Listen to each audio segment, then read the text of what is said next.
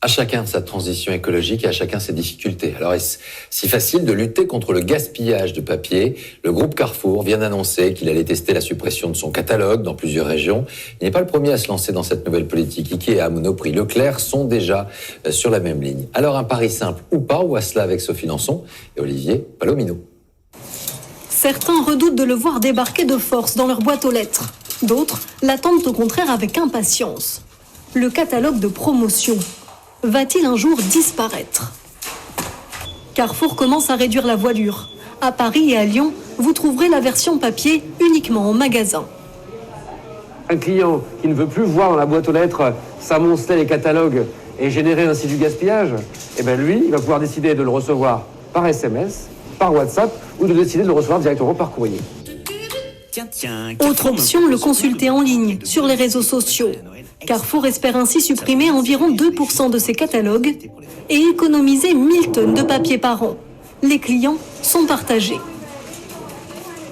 Je trouve ça c'est génial, parce que dans les boîtes aux lettres, il y a trop de publicité dans les boîtes aux lettres. Non, c'est pas une bonne idée.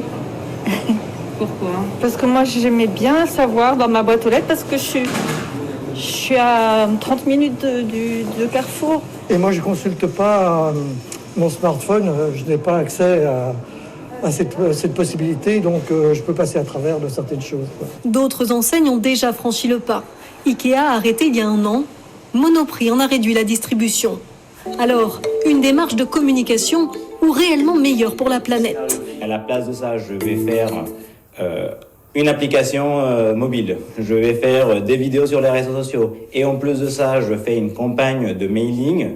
Alors l'impact du numérique pourrait être plus élevé. En cause notamment le stockage dans des centres de données particulièrement polluants. Pour être plus responsable, les marques devraient pratiquer le ciblage selon cette entreprise. Elle utilise l'intelligence artificielle pour les aider à améliorer leurs pratiques. Là, typiquement, ce que vous voyez, c'est 2 offres différentes, deux clients différents, et on leur propose à chacun d'entre eux des marques différentes. Et plutôt que de donner 50 centimes à tout le monde, je vais être capable de mieux répartir cet effort promotionnel et de donner un peu plus à celui qui dépense plus. Derrière cette démarche affichée, beaucoup de grandes enseignes ne sont pas prêtes à renoncer au catalogue papier, surtout à l'approche des fêtes.